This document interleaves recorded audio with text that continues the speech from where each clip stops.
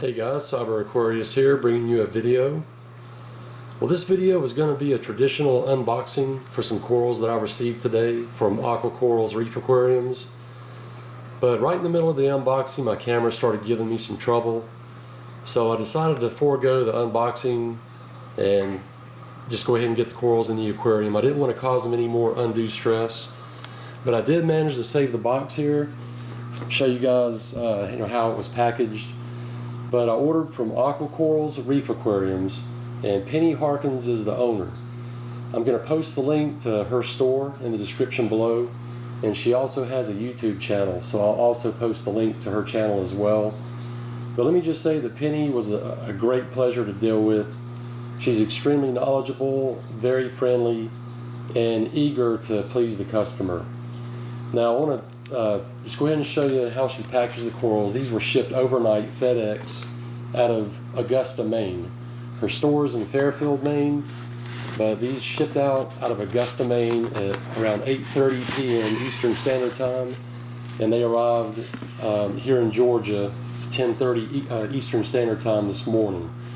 Now she packaged the corals in a heavy-duty insulated box with double heat packs. And these were quite warm this morning, and they're still a little warm right now. She placed paper over the top of the bags. All of the corals were triple bagged, and she used these little shades around all the corals. And like I said, they were triple bagged. And the LPS coral had additional cushion inside the bag, shredded up bag placed around it to prevent the skeletal structure from damaging the tissue, as well as this rock that had a mushroom on it. She made sure to give it some cushion as well. Now I'm going to go ahead and show you what I got. I want to mention that she upgraded two of my items, and you'd have to be an idiot to complain about getting more for your money. Like I said, Penny is a great person and wants to please the customer. I'm going to show you one of the upgrades here in the back here in a minute, but it actually kind of went against my plans. I mean, I ordered specifically what I needed, and she upgraded, which is, I'm going to have to kind of go in a different direction, which I'll show you that here in a minute. But one of the upgrades, I ordered 2 loose ultra blue mushrooms, and she sent one in that was attached to a rock, and it's got a smaller one. And then the other one is actually there in the back on one of the upgrades. I'll show you that here in a minute. But there were 2 loose ultra orange mushrooms as well, and they did not have any substrate or live rock rubble under their foot. Now, if they got something under their foot, you can easily super glue them to any piece of your rock. But I was unable to do that. So what I've done here is I've taken my critter cage. See, I've got the edge of it under the water surface, and the idea is to keep the flow of water within this container very minimum, keeping the mushrooms from lifting up off the rock. Come around here and show you, but there are 4 mushrooms on this rock. There's one of the ultra metallic mushrooms, the orange ones over here. It's just sitting on there. I'm looking for it to attach down there. This blue in here, it's already starting to lay flat, and I'm hoping that all these mushrooms attach securely within the next several days. This isn't showing up very well, but there's one here in the back here. This is a mushroom that I've got a rubber band loosely around the rock and keeping the rubber band right there, and it's going down the center of the mushroom, but it's very loose. You don't want to put too much pressure on the mushroom. But once those attach to that rock, I'm going to place those right here in the front. I've already sized it up. The rock fits perfectly right there. And I had a green elephant ear mushroom, which I moved from that location, and I placed it over here. And it's not quite extended all the way. This thing's a beast, but I moved it today, so it's got to reacclimate to this area.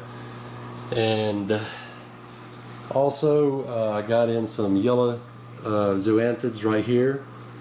I'm looking for those to spread all the way up this rock here. And it came in on this piece of rock here. You can see right here at the top where I popped it off of the rock. But I'm going to discard this rock, but not until I get this little critter out of it. There's a brittle star, a serpent star, right here in this little crack. You can't see it, I can't zoom in on it. But once that brittle star leaves that cave, I'm going to discard this rock. Just get rid of it. And also on the rock there that the mushrooms came in on, there was a three-legged serpent star, and I've already put it in the tank. It's somewhere in here. Now, right here, this is a red and green candy cane coral.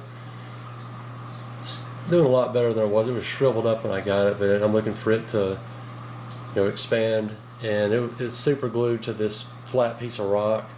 Now I'm going to pop it off of this as well, but I was working in a hurry today, and just letting it settle in right there until let it acclimate to the lighting, and I'm later on going to move it up here towards the top, right up in there. So, or maybe right there. I'm not sure yet, but just keeping it there for the time being.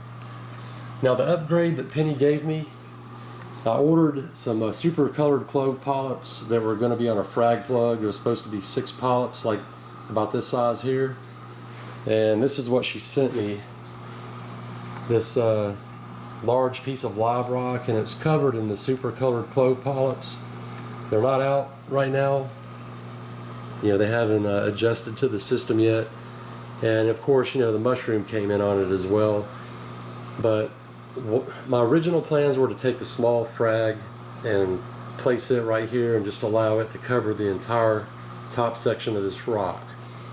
But it's okay. What I'm going to do, I'm going to wait until the clove polyps extend, and I'm going to see which area has the most colonies per square inch, and I'm going to break off a piece of the rock, and then I'll place the clove polyps where I want it to, and then I'll just take this rock out of the system and probably take it to my local fish store or break it up, frag it out.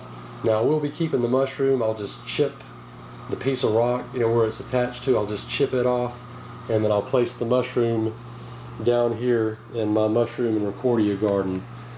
So, like I said, she was, doing what she thought was best, trying to upgrade my order, and that's fine.